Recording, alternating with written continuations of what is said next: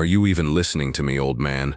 The voice, sharp and laced with condescending impatience, cut through the quiet afternoon air. Elias Vance, 87 years old, didn't turn. His hand, weathered and knotted with age, continued its slow circular motion, polishing a small tarnished brass plaque riveted to the olive-drab steel of the old tank. The scent of metal polish and motor oil hung heavy in the air of his expansive workshop garage. Its wide door opened to the suburban street. The speaker was a woman in a crisp beige town inspector's uniform, a clipboard held against her chest like a shield. Her name was Diane Albright, and she had the self-assured posture of someone who had never been told no. I said, "This vehicle is in violation of at least a dozen municipal codes. It's an unregistered, non-operational piece of military hardware parked in a residential zone. It's an eyesore and a public nuisance." Elias finished his polishing and finally straightened up, his back protesting with a low groan. He was a tall man, stooped by time but not broken. His eyes, a pale but startlingly clear blue, met hers. He didn't look angry or intimidated. He just looked tired. "She's not a nuisance," he said, his voice a low, gravelly rumble. "She's a project. It's a tank," Albright snapped back, her professional veneer cracking. "A weapon of war. It doesn't belong here." She took a step closer, pointing a manicured finger at the massive machine that filled most of the three-car garage and spilled out onto the driveway. The M4 Sherman tank was a relic, its paint faded, its tracks caked with the dirt of decades, but Elias was slowly, painstakingly bringing it back to life. Parts were neatly organized on shelves, tools hung in perfect order on the walls. This was not a junkyard, it was a sanctuary. "I'm giving you a formal citation," Albright declared, tearing a sheet from her clipboard. "You have 48 hours to have this thing removed from the premises. If you fail to comply, the town will have it impounded and scrapped, and you will be billed for the expense." She thrust the paper at him. Elias simply looked at it, making no move to take it. His quiet defiance seemed to infuriate her more than any argument could have. A few neighbors had started to wander out of their homes, drawn by the official vehicle and Albright's raised voice. They stood on their lawns, arms crossed, whispering to each other. "Are you refusing to accept the citation?" Albright's voice rose an octave. "That's another violation. I can have the police down here in 5 minutes." "That won't be necessary," Elias said calmly. He reached into the pocket of his oil-stained coveralls and pulled out a worn leather wallet. He didn't open it to show an ID, he just held it. His gaze drifted from Albright to the tank, a flicker of a distant memory in his eyes. He wasn't just restoring a machine, he was keeping a promise. Albright saw his lack of immediate compliance as stubbornness, the foolish pride of a senior citizen who couldn't accept that the world had moved on. She pulled out her own phone, her thumb hovering over the number for the local police department. "Last chance, sir. Are you going to cooperate?" The small crowd was growing. A car slowed as it passed, the driver rubbernecking at the sight of the massive green tank. Elias could feel the weight of their stares. They saw a crazy old man and a piece of junk. They didn't see the history. They didn't hear the echoes of the past that lived within the cold steel. Albright made the call. "Yes, this is Inspector Albright. I'm at 124 Chestnut Drive. I have a non-compliant individual refusing a town citation. The situation involves a piece of heavy, unlicensed machinery. Yes, it looks like a tank. No, I'm not joking." Within minutes, a local police cruiser pulled up, its lights flashing silently. A young officer, brimming with the kind of confidence that comes from being 6 months out of the academy, stepped out. He adjusted his belt and sauntered up the driveway, a smirk already playing on his lips. "What's the problem here, Diane?" he asked, ignoring Elias completely. "This gentleman," Albright said, her voice dripping with sarcasm, "refuses to understand that he can't keep a military tank in his garage. He won't accept the citation for its removal." The officer turned to Elias, his smirk widening. "All right, Pops, let's not make this difficult. Just take the ticket, and we can all get on with our day. You can't just have this." He gestured vaguely at the Sherman, sitting around. Elias's gaze fell again to the small brass plaque he had been polishing. It was old and dented, the engraved letters worn smooth by time and countless touches. To the officer and to Albright, it was just another piece of scrap on a larger pile. They couldn't read the faded inscription. But Elias didn't need to. He knew it by heart. The smell of rust and oil in the garage suddenly faded, replaced by the sharp metallic tang of cordite and frozen mud. The quiet suburban afternoon dissolved into the deafening roar of a 75mm cannon firing, the percussive blast echoing in the cramped cold steel of the turret. For a split second, he wasn't an old man in a garage. He was a 20-year-old sergeant, his hands gripping the controls, the tank lurching through the snow-blasted Ardennes forest. He saw the face of his gunner, a kid from Ohio named Bobby, who they all called Lucky. Bobby grinned at him, his face smudged with grease, and pointed at the identical brass plaque riveted inside the hatch. "She'll see us through, Sarge," Bobby had yelled over the engine's scream. "Lucy's a lucky gal." The memory vanished as quickly as it came, leaving Elias standing silently in the sun, the weight of 70 years settling back onto his shoulders. Just as the tension reached a breaking point, a sleek black sedan pulled up behind the police cruiser. A man in a tailored suit stepped out. He was Robert Henderson, the town manager, a man who saw every situation as a potential political problem or opportunity. Albright's face lit up. "Mr. Henderson, thank you for coming," she said, her voice suddenly full of deference. Henderson strode onto the property, his expensive shoes crunching on the gravel. He surveyed the scene with a practiced air of authority. The tank, the old man, the gathering crowd. He saw a quick and easy win. "Albright, what's the issue?" "Mr. Vance here is refusing to comply with town ordinances," she explained. "The vehicle is a clear violation. I've cited him and he refuses to accept it." Henderson fixed his gaze on Elias, a dismissive, patronizing smile on his face. "Sir," he began, his voice smooth as silk, "I'm sure you're very proud of your hobby, but we have rules in this town. Rules that ensure our community remains safe, orderly, and aesthetically pleasing. A tank in a driveway, I'm sure you can understand, doesn't fit that vision." He sided with Albright without a moment's hesitation, his presence validating her aggression. "Now the officer is here, and we can resolve this one of two ways. You can cooperate, and we can help you find a proper scrapyard, or we can escalate this. I assure you, you don't want that."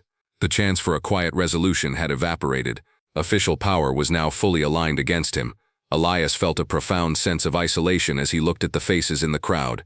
He saw judgment, annoyance, and even a little fear. His project, his memorial, was being publicly condemned, but not everyone in the crowd saw a nuisance.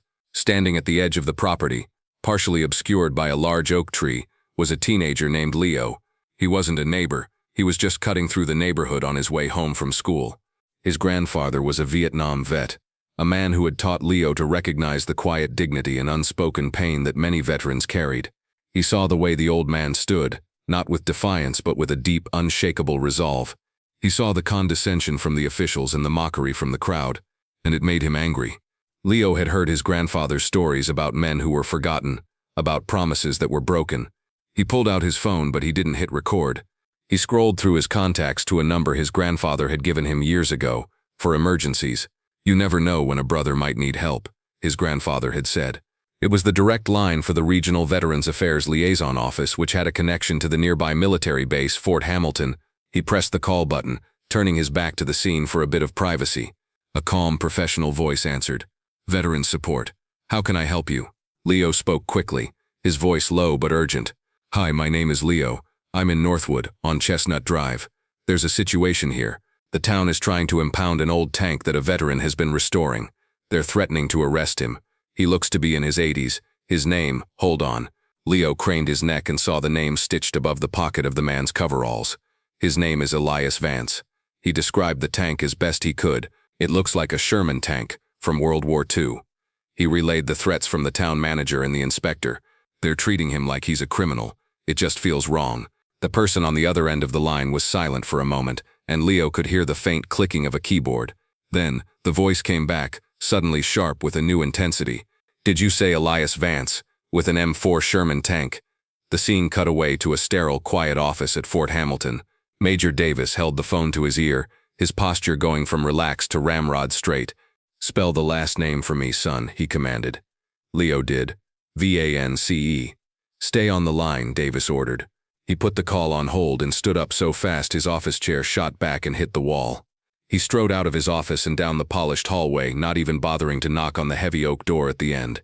He burst into the office of General Marcus Thorne, a 4-star general who was in a meeting with 2 colonels.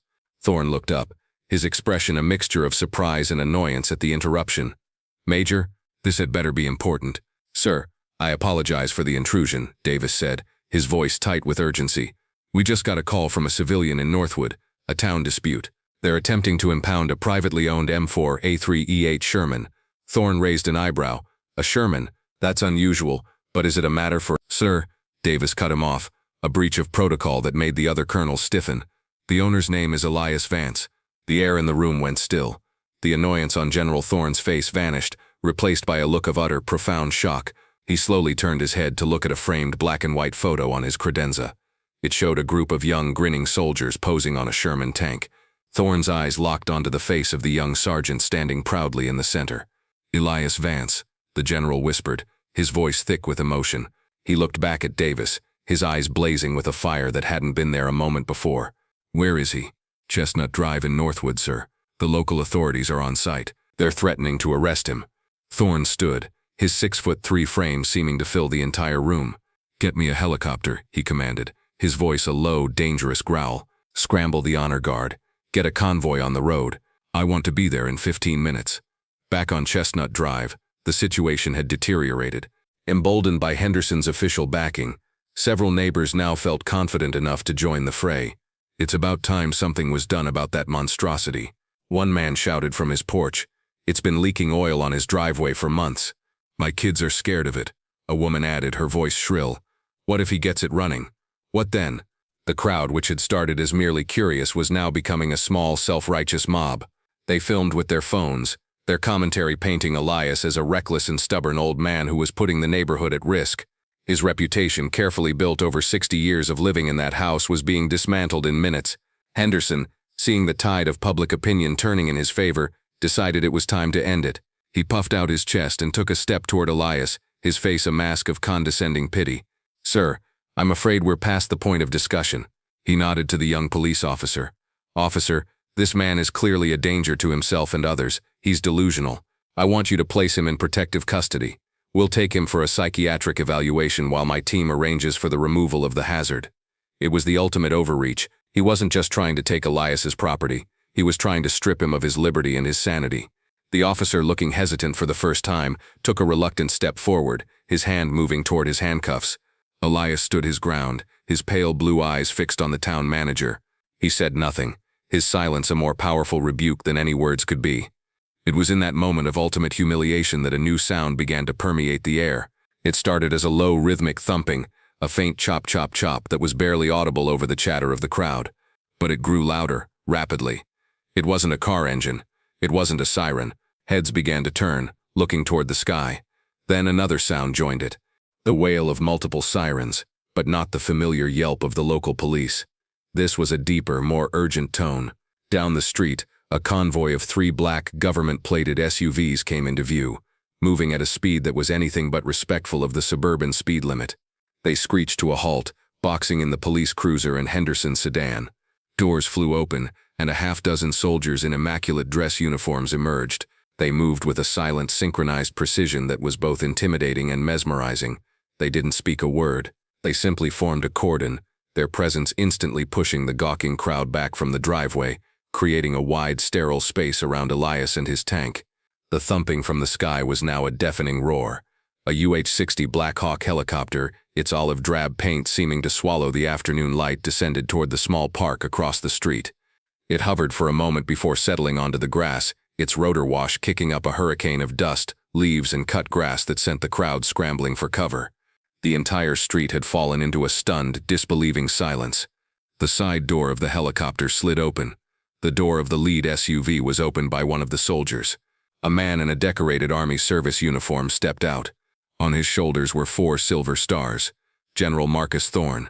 His uniform was a tapestry of his career, a chest full of ribbons telling stories of conflicts and service around the world. He ignored the police officer, who was now standing frozen, his mouth agape. He ignored Inspector Albright, whose face had gone white with shock. He ignored Town Manager Henderson, who looked as if he was about to be physically ill. The general's eyes found Elias. He strode across the driveway, his polished shoes clicking on the asphalt, his movements crisp and purposeful. He came to a stop exactly 3 feet in front of Elias, his back ramrod straight. In the dead silence of the spellbound street, he raised his right hand in a salute so sharp, so perfect, it seemed to cut the air. "Colonel Vance," the general's voice boomed, filled not with command but with a deep, unwavering reverence. "It is an honor to see you again, sir." Elias, looking at the 4-star general, slowly, almost tiredly, raised his own hand and returned the salute.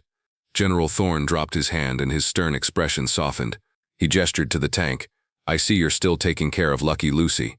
He then turned, his gaze sweeping over the dumbfounded officials and the stunned crowd.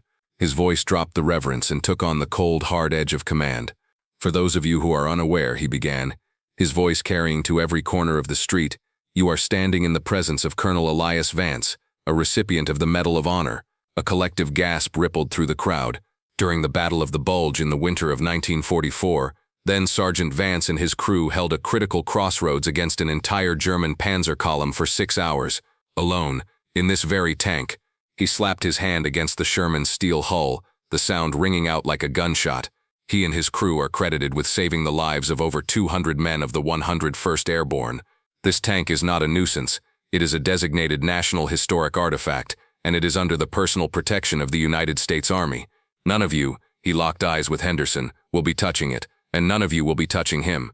The crowd's shame was palpable. People who had been yelling moments before now lowered their heads, unable to meet the general's furious gaze. The young police officer looked horrified, slowly backing away. Henderson's face was the color of ash, but Diane Albright, her career and authority crumbling before her very eyes, refused to break. Fueled by a potent cocktail of indignation and disbelief, she took a staggering step forward. "I don't care who he is," she screeched, her voice cracking. "He is in violation of Municipal Code 14B. This is my jurisdiction, and that thing is being moved." A new wave of shock washed over the crowd. The sheer audacity of her defiance in the face of a 4-star general was breathtaking. General Thorne didn't even deign to look at her. He turned to one of his aides, a young captain holding a satellite phone. "Captain, get the Secretary of the Army on the line, then get me the governor's office." He then slowly, deliberately, turned his head just enough to fix Albright with a stare that could freeze fire. "Ma'am," he said, his voice dangerously quiet, "your jurisdiction ends where my gratitude begins. Stand down." He turned back to Elias, his expression softening once more. Elias, who had remained a pillar of calm throughout the entire ordeal, finally spoke. He looked past the general to Albright, his pale blue eyes holding not anger but a profound and weary sadness. He reached out and gently touched the small dented brass plaque on the side of the tank. "It was never about the codes," he said, his gravelly voice just loud enough for those nearby to hear. "This tank, this work, it isn't for me, it's for them." He tapped the plaque. "It's for the boys who didn't come home. It's for my gunner, Bobby. We called him Lucky, but his luck ran out in Belgium. He never got to see his 20th birthday. Some things are more important than rules." The general's aide, phone pressed to his ear, nodded to his boss. He then walked over to the pale and trembling town manager, Robert Henderson. The aide spoke in a low, dispassionate voice that was somehow more terrifying than a shout. "Sir, I've just spoken with the mayor's office. They were patched in with the governor. They send their deepest apologies to Colonel Vance. They also ask me to inform you and Miss Albright that your services are no longer required by the town of Northwood. Effective immediately." A week later, the change on Chestnut Drive was remarkable. Elias's Sherman tank, now gleaming with a fresh coat of olive drab paint, rested on a newly poured concrete plinth at the edge of his property. Next to it stood a professionally made bronze sign, installed by the Army's Historical Division. It detailed the history of the M4A3E8 Sherman Lucky Lucy, and told the story of Colonel Elias Vance and his crew's incredible bravery. The former eyesore had become a revered local landmark, a permanent monument to a hero who lived quietly among them. If you believe in honoring the quiet heroes who walk among us, please like this video and share it with someone who needs to hear it. And if you support our veterans, subscribe to Veteran Valor for more stories of courage and vindication.